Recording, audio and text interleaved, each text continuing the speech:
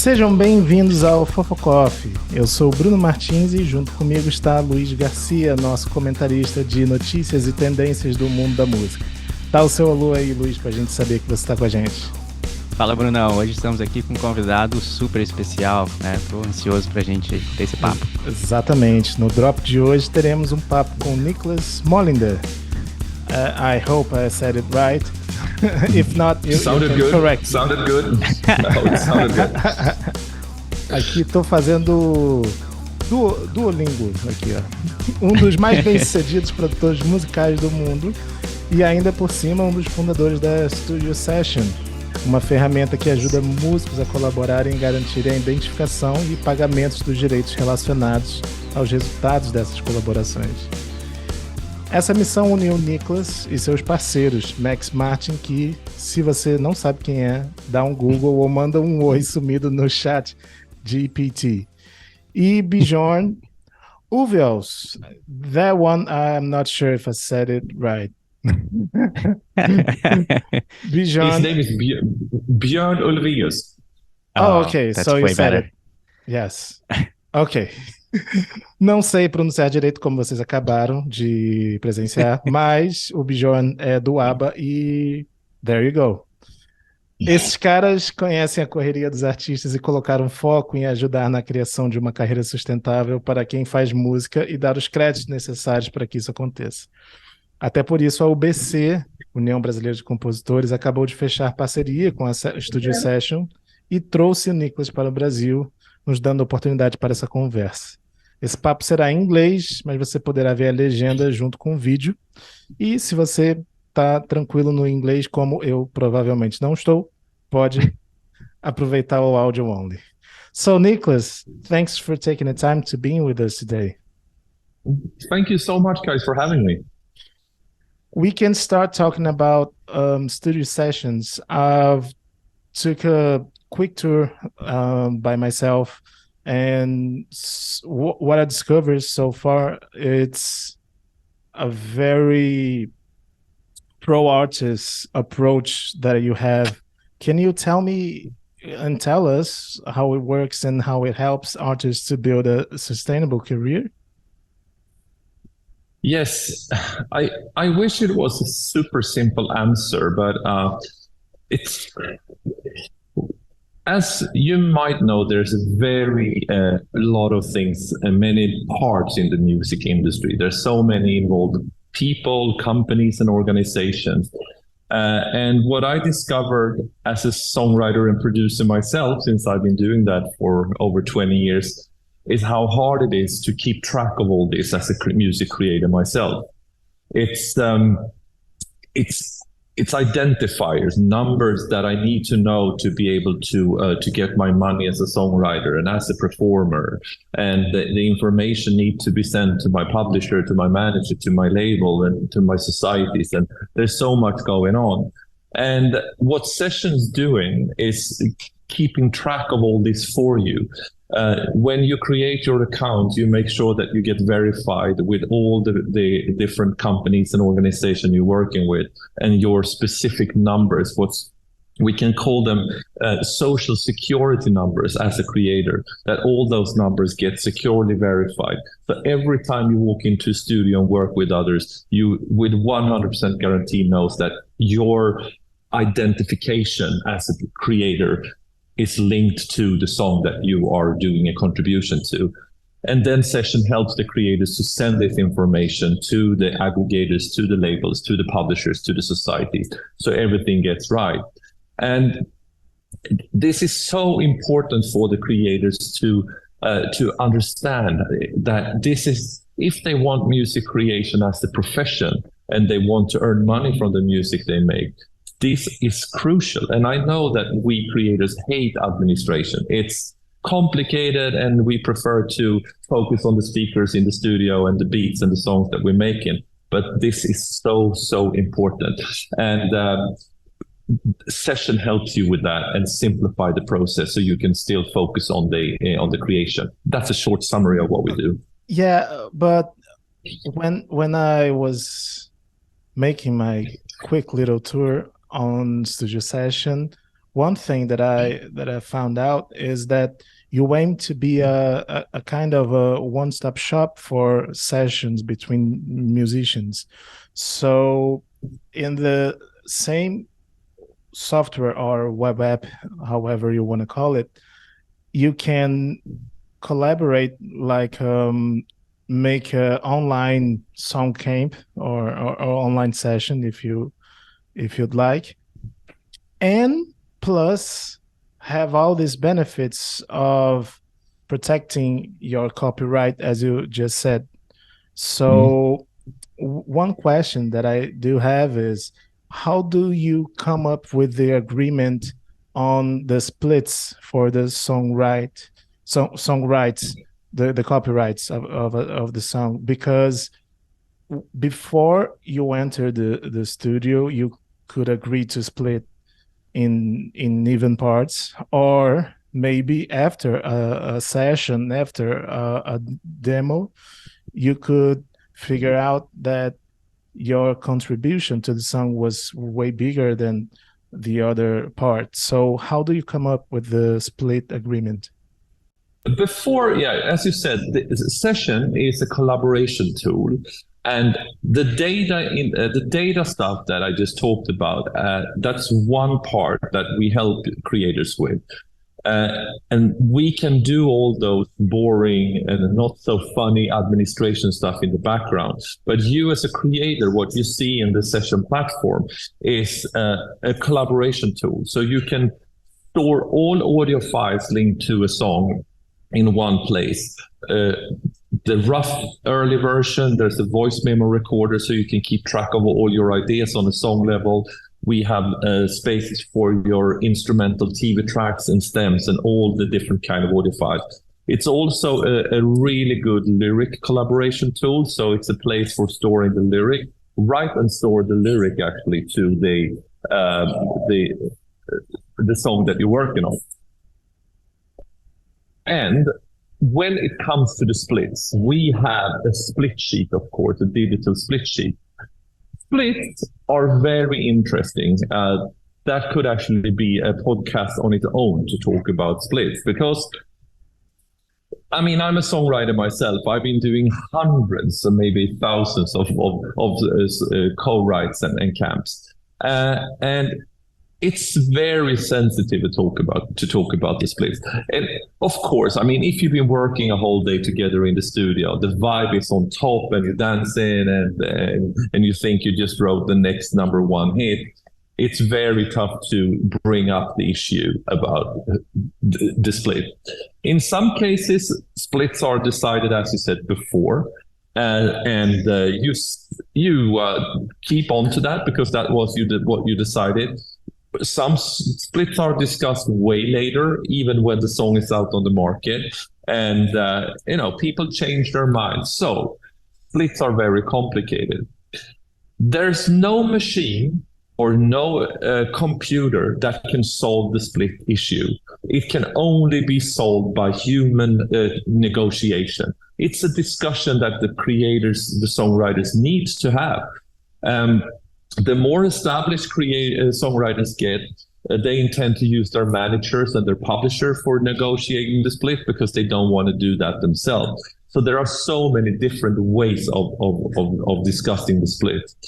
Some, as I said before, even change their minds about the split when the song is out, and then it makes it a bit complicated, because if there's a conflict or a miscommunication, so the number of the negotiation is not 100%. If it's under or over, say that if two songwriters claiming 55% each, that's going to be 110. And that means that song then is going to be in conflict, and no one will get anything until we have agreed on 100%. So that is something that the creators need to do. But Session provides a super simple digital online tool on a song level where you can negotiate the splits. And thanks to that, we can let songwriters discuss it a bit later. They don't really need to do it in the studio if they're uncomfortable doing it. Do it later, as long as you use Session and use that a specific song room for that specific song, then you can always find the others that you've been writing the songs with, because that's the most important thing, that all songwriters are linked to the same. We say song now, but actually legally it's called the musical work that the songwriters are doing. So the most important thing is that link yourself with the others with the standard number that's called IPI for songwriters. Interested parties information. I know the acronym is terrible, but that's what the name is. The IPI is your social security number as a songwriter, and you get that from your society. And when you have that, you need to share that with all the other songwriters and link yourself to the same musical work. Then we can sort out the split later, if you will. But that is what Session helps you with, all that linking and all that administration. So in your experience, would you say there is a common ground on splits? Because what I can tell you from Brazil experience, some genres like pop music and rap music, when it comes to splits, because they do have a lot of song camps, they usually agree to split in even parts before getting to the sound camp. So would you say, in your experience, there is a common ground to that? I mean, I've seen so many different ways of negotiating the splits. And I mean, what I see now, and that frustrates me a bit, especially for the urban market, that because we also need to go back, what is songwriting? There are so many ways of writing a song. There is a legal ground for define what a musical work is that songwriters are doing, and a recording that the artists and the performers are doing. But sometimes it's gray lines between them. So if a producer team writes a track, for example, and send it to a rapper and an artist, or what's called a top liner, someone that makes melody and lyrics to the music piece that you just did, I mean, how much is that worth as a songwriter? In legally, you're actually considered as a producer at the time. You did a recording, which actually has nothing to do with the musical work side, but it will, because you negotiated. You sent it to someone and said, here is a track, please write lyrics and melodies to it, and we write this musical work together. So it's a negotiation. And what I often see is that those who write tracks are not really, they're just sending out tracks without negotiating the splits before they send the track. And that can cause a lot of problems when because the expectations from the receiver of the track was maybe that the track was for free, or is it worth 10%? So I think it's more important than ever now, especially since producers are doing so many tracks all the time, that you, before you send it out, at least say that this is a track that I want some songwriter credits for. And you can say that I want 33.3% if you're 3 people, because that is the only standard I can.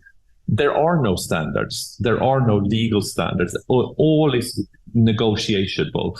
But as a songwriter myself, if you are 3 people or if you're 4 people, you share equally. So if you're 3, it's 33.33. Someone gets 34 because it needs to add up to 100. If you're 4, you share 25 each. But it's different from time to time, and you just need to dare to talk about it with the people you wrote the musical work with.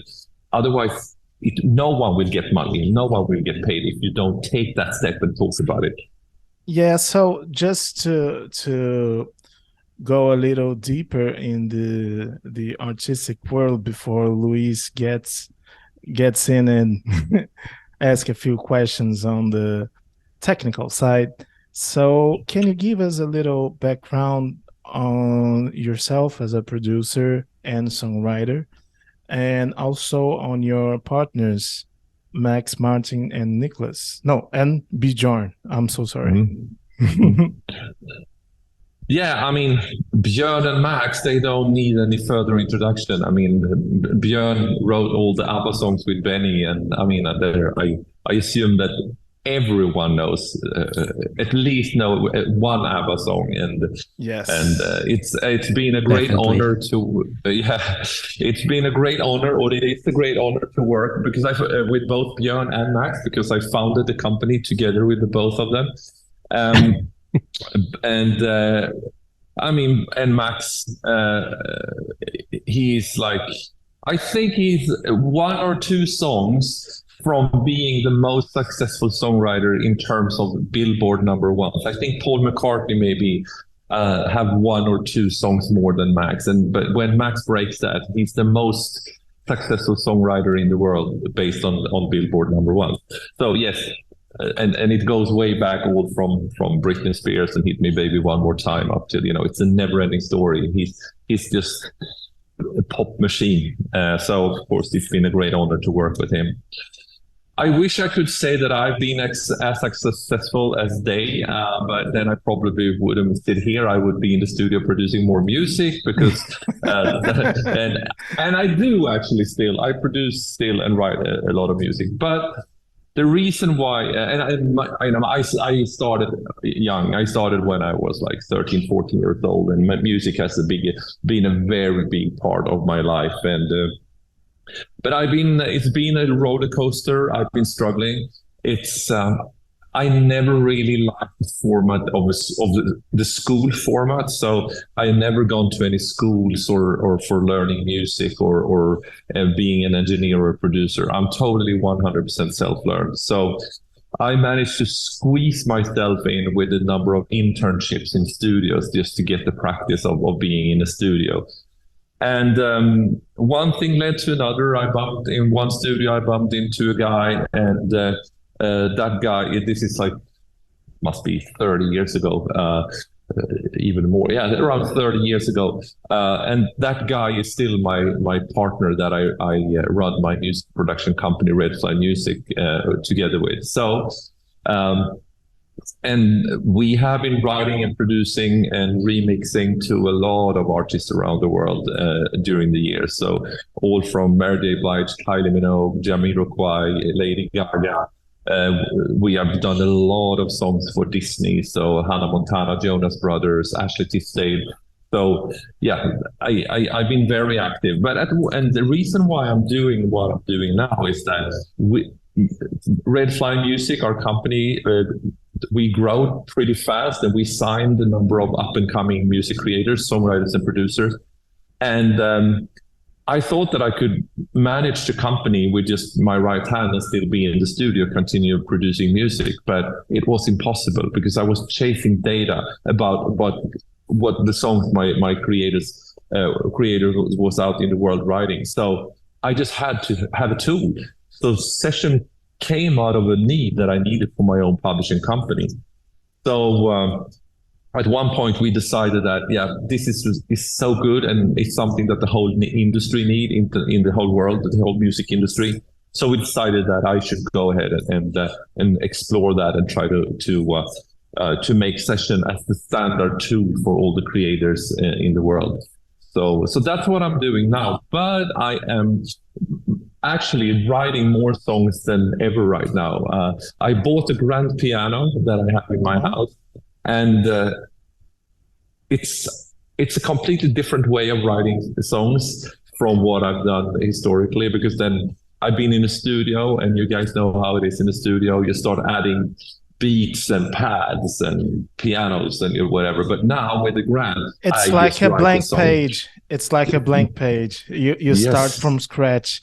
So I think when you're an artist and a songwriter, you can never stop being an artist and a songwriter, no matter what you do. So and it's so good to see a company that starts with the three of you, because it's the biggest sign to saying we are artists first.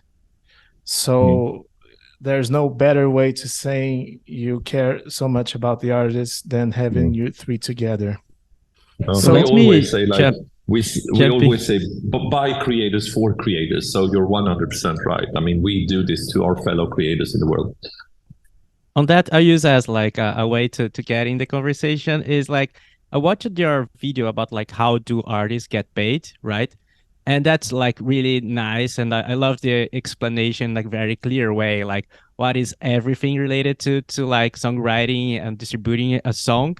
And I was wondering like, as an industry, what we can do better to educate like artists, songwriters, everybody that is out there producing songs or creating music, to know about all of that stuff, right? We have a huge shift in the way that people produce music or like distribute it, but it doesn't seem like the education is getting to people as fast as all the technology tools that we use now to like, it's way cheaper to produce a song. Like we have like genres like lo-fi, stuff like that you can even like distribute like songs that are not that perfect. And also like you have with one click, you get your song distributed everywhere, right? Through like a platform. But the education about like the important things you need to have to get paid, it's like another world. What do you think that we need to do to educate this population of creative people a little bit better? So actually, it's funny that you bring it up because we are actually working on that right now. So we picked up on exactly the same thing as you said. I mean, we can provide a tool like Session Studio that helps the creators to do this. But if they don't understand what it's for and what the reason for why they should do it, education is going to be a key part of it. So Björn, Max, and I, we started a foundation a few years ago called Music Rights Awareness Foundation. And we have partnered with the UN, the United Nations, and the United Nations IP agency called WIPO, World Intellectual Property Organization. They're based in Geneva.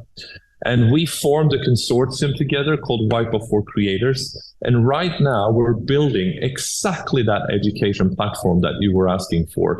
We're building it right now. It will be released in the end of this year. It will be free for all creators in the whole world, available in all six official languages. And it's a video-driven platform that's going to be accessible from everywhere. And we are going to talk to creators in a way that creators can understand. So we're working on that platform. And in this project, we have managed to gather the whole music industry. So all music industry trade organizations, like the organizations that help record labels, publishers, and societies, they're all on our advisory board. So this platform will be available from anywhere. So that's how we want to solve it. That's amazing. Yeah. And another question is like on that end is, how do you see the partnership with UBC, just to bring a little bit closer to Brazil? And actually, I'm not in Brazil. That's what I wanted to say. Yeah. What do you think that like partnering with UBC can help specifically the Brazilian market? And can I explain a little bit more about the partnership as a whole?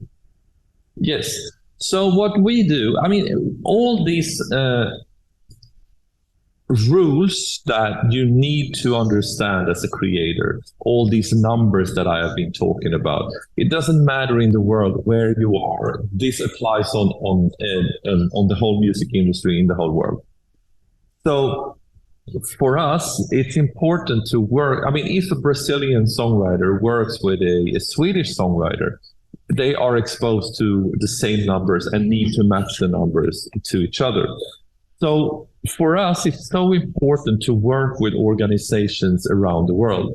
And what we do with the organization is to verify this number with since every songwriter, in this case with UBC, also UBC songwriters have this number. And it's a pretty low number and it's hard to remember. So what we do in the session app, that we verify that number and put it in your session account. And you do this super easy through the UBC website on your web portal. And just log in and verify yourself, and your session account is automatically set up. And from that moment, you never have to worry about this number, because every time you use the session application, your number is going to be sent to everyone involved. And UBC has been extremely supportive, and which we appreciate. And that's the reason why I'm in Sao Paulo right now to promote and do some marketing around the session application, so all the UBC members knows that it's available. So the partnership is about verifying the number and making it much easier for all UBC members to keep track over their administration and the organization around administration when they write music. So I wanted to ask you about AI for music creation. I don't know if you have any specific thoughts on that, but I've just recently seen a video on TikTok about a couple of people using music creation tools to bring up to come up with this brand new song that was created just by simply texting what you wanted in the song or how you wanted the song to be. So people on TikTok were typing, I want a dance music that sounds like Charlie whatever and has melodies of these other songs. And then the AI tool managed to bring all this together and come up with a brand new song. And to me, that was kind of frightening, to be honest, because that opens a whole new discussion on music creation and music songwriting, because in no time we're gonna see music being created that way, like perhaps top liners, as you said, coming up with beats that way so they can just write the top line part of theirs. So what are your thoughts on AI for music creation? First, I must say that to use tools when you create music is nothing new. There are so many tools out there that you could, the first ones I've used was actually sound banks on CDs that you bought. And sometimes there were, complete tracks that you could use, royalty free, that was just to use in your production. You could use bits and pieces down to single sounds. So to use tools for creating music is nothing new. I think it's a bit hysterical right now, all the AI discussions. I get mind blown when I see ChatGPT, for example. Of course, that is going to change a lot about things. But music, and I'm going to be brutal honest and say that I've been using ChatGPT when I've been writing lyrics for a song, for example. So I'm using AI for that purpose. And I don't think it's any wrong in that. When it comes to producing complete songs that you, with a number of words, write those words in a generator and press generate, and out comes a complete song with melodies, lyrics, vocals, everything. Of course that will happen. But I don't know when the quality is going to be as good as so we can use it. But what's going to make people still want to do music is passion. People love to create music, and people love to go to see a concert and see the artist that wrote the song. So I don't think that AI will take over music making and music production, but I think that we will see an enormous amount of new tools based on AI technology that creators can use for producing new music. Today you spend a lot of time making backgrounds arrangements and doing vocals arrangements. And that's the thing that a machine could do for you, probably. So I think that creators will use parts of the production with AI, but still want to be in control of it. I love to spend time in my own studio.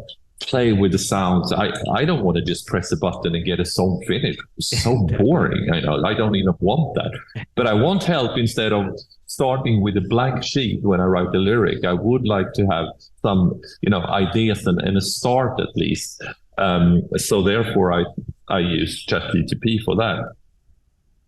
To end with that, if we now start using stuff like that, the big question mark is, and it's going to be so much turbulence about these things, who's owning the IP rights for all this? Yeah. How are we going to control the IP rights management with all this? That's a big issue, and that will be a lot of turbulence around that. And so, but I love technology, and I support everything that are going to help creators. But people will continue to create music based on passion. Definitely. I would like use that as like to a follow-up question, and specifically like your point of view is amazing, because a little bit look like, oh, let's discuss the synthesizer, how it's going to change the music industry, like back to the 80s, right? Like it's an amazing tool, and it's also a way to unlock more creativity, right? And also like sampling, for example, the sample machine and stuff like that, how like hip hop use that to be like a new genre. Maybe AI is going to help us to bring like new genres to the world. But the other side is the consumption side. That's more on my field of expertise. It's like, how do you see the way that music is being consumed influencing the producing or songwriting process? So for example, I worked in a social media company, and it's very important to have like a 15 to 30 seconds, like kind of a hook, to use that to create like a short form video, viral stuff, or like a meme, stuff like that. Or also like Spotify, I have been the label side, and like, oh, how artists were concerned about skip rates, because like the first 30 seconds of a song, and that's going to remove the song from like the editorial playlist and stuff like that. So how do you see also the consumption side influencing the music creation process? So much. I mean, I think that the consumption side will affect so much more than AI on the creation side. I mean, consumers are everything, and I see how I can just refer to my youngest son. He's 12, and I mean, he is in the TikTok era. So yeah, it's short, it's restless, new all the time. So, and how that affects, I mean, you said it yourself. I mean, and I see it all the time, that producers are creating music, the production for a song, so it's going to be easy to listen on TikTok. And so yes, the short time listening is, I think that's going to be something we are going to live with. But I also see very good advantages with this, because my son also discovers new music based on the snippets that he hears all the time. So he knows more about old music than I ever could expect it. And when he really likes something, he listened to it on Spotify, because that's what he also have access to. And just not so long ago, we went into our car and my phone was plugged in, and since I love jazz, I think I had Ella Fitzgerald or something, and my son goes like, "Oh, I love this. It makes me so calm."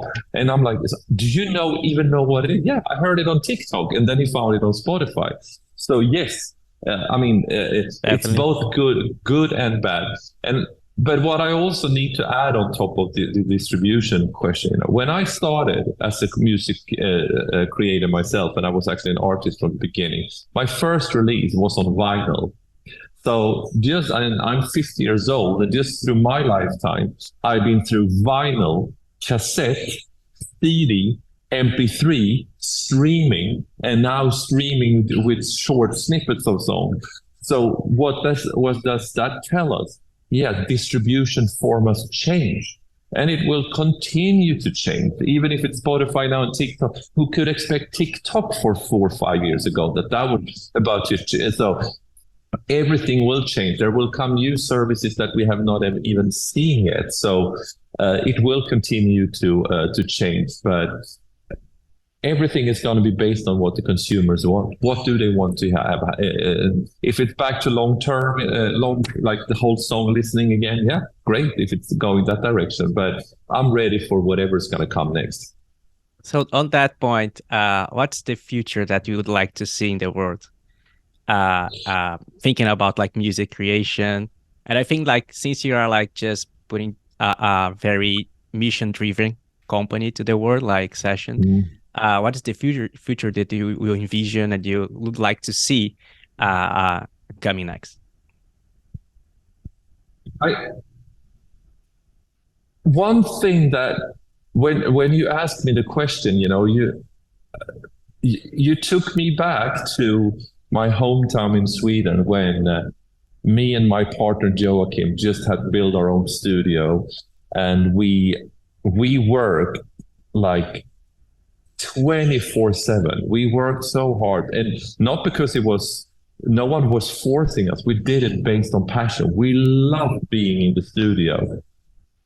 And I remember especially not one moment, but just a situation when we had been working and finishing a song. We worked all night long, like really the whole night. And in the morning, like 6, 7 in the morning, when we were done, we listened to the song over and over again. We were so satisfied. And then I went on my bicycle and I went home and I met everyone that was going to work. And I remember that I felt like, oh shit, I'm living an alternative lifestyle. I'm a music creator. Now everyone going to work, I'm going to sleep and then go back to the studio again. So what I hope for the future is that machines are not going to take over too much of the creativity, because I want the new creators of the future to get that feeling, the passion, the vibe, and so please don't make the machines take over. So you just click download a couple of plugins and then boom, you have a song. Let the creators work a bit, and get passionate about what they do. And my next wish for for the industry to supporting the creators more, in the sense of making sure that they get compensated and credited for when their music is used, because that is something we really need to do something about. It's hundreds of millions of dollars every year that is not identified to who they should be paid to, because the industry don't know who did the music, so we don't find them. So a lot of money that creators should really need and should benefit from to gets paid out to other receivers instead. And I hope the industry really want to be more active to change that and compensate the creators. So that's 2 things I hope for. Big things, I think so. To wrap this up, I have more questions. You do have more questions, Luiz. Yeah, it's just like as a follow-up to that point, just thinking here, I was reading like an interview or like Oli Oberman from ByteDance. He was speaking at a conference in London, and he mentioned something that I'm seeing that happening in the world, and like my work, etc., my previous work. It's like he was speaking about giving people the right to like the mix and remix culture is there, right? Like both like on TikTok, on Reels, or etc. And he was talking about how challenging it is to go to the industry and just bring like ideas like, oh, let's let creative people on TikTok to remix the song and create something new, and how the rights on the derivative works would follow on. Nobody knows. What do you think about that? Like giving people the ability to like basically mess up with a song, maybe making that huge on TikTok, and owning a piece of it. Yeah, I mean, that goes really hand in hand with the stem drop that they released, exactly. and to make, music is fun, so it should be easy and fun to access. And I mean, there's so many new type of music making services available now, and so I don't have anything against that, but when you start as a creator, even if you're using more simpler tools, you need to be aware of that you cannot only take stuff, you cannot take a recording and then just, I don't really understand how it works, but it's brilliant when you can separate tracks on the recording. You can get the stems, like the vocals separated or the guitars, and I How do they do it? I have no idea, but it's so good. So, but of course, you cannot only take someone's recording and separate it and do your own thing, because that is actually a theft. It's an infringement. You cannot do that. So, but I support all these kind of things,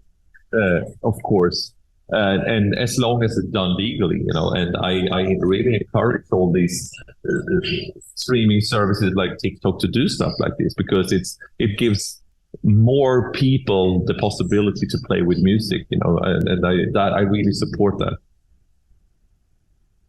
Yeah, this is amazing. So That's a great discussion. You said plural. So do you have any more questions, Luiz? No, I was just like, as Niclas was answering, I was thinking like maybe that's an opportunity to integrate like something like session into like TikTok, and then whenever whoever is going to mix the song, we're going to create their own identified number, and then voila, you have everything tracked. Ole Oberman is a good friend of mine. So the discussion I need a job as well. I need a job as well. So let's send him this podcast. Okay. Yeah. So all about like job and stuff. The last question is about the social layer on that. Like I myself right now just ran a consultation to a startup in the US. It's called Element. And they have like a social platform to bring artists together all around the world.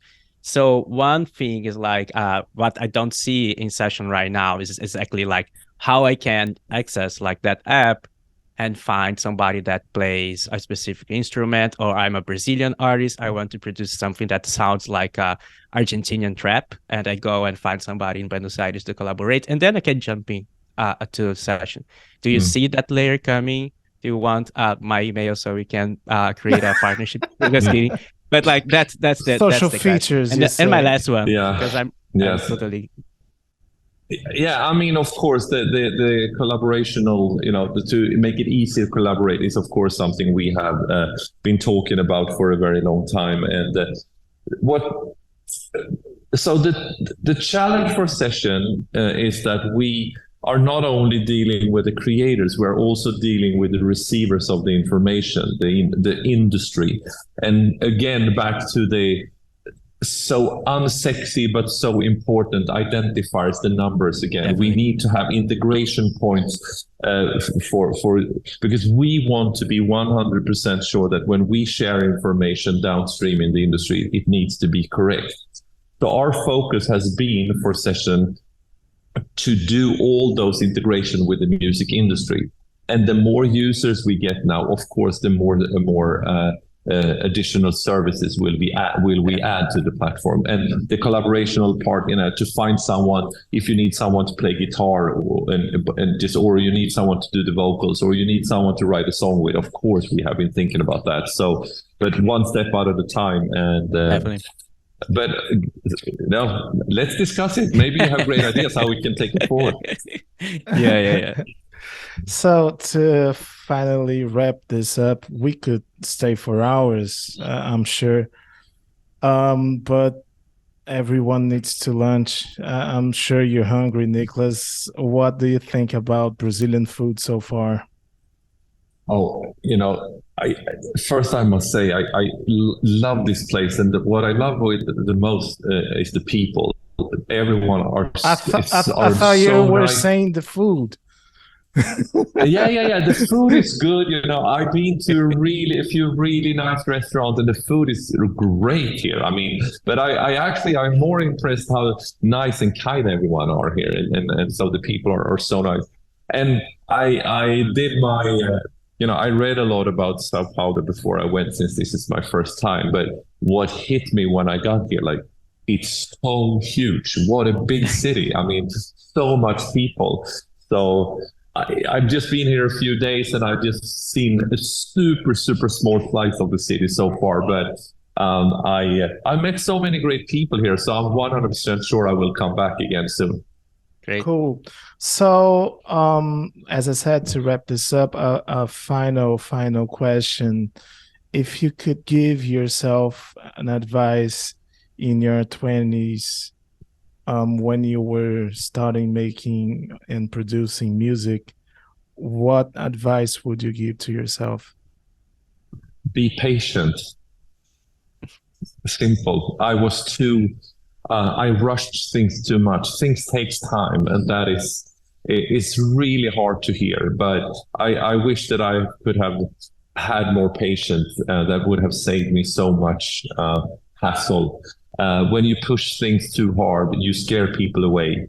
And it takes a really long time to build a relationship with people, but it takes so short time to kill the relationship if you do wrong things. So be patient. Things take time, and also that goes exactly the same with music. Let music making take some time, and never play anything to anyone until you're 100% comfortable with it yourself. Today, I meet a lot of up-and-coming music creators, and believe it or not, it's very often when they start, even before they press play and play with the song, they start excusing a lot of things, like, sorry for this, I've not mixed it, I've not... So nowadays, when that happens, I say, okay, let's not listen. Go back to the studio, come back to me when you're happy with it yourself and proud to play me the song. So give it time, be a bit patient, work with things, and never play things to others that you're not 100% satisfied with yourself. Cool. So with that,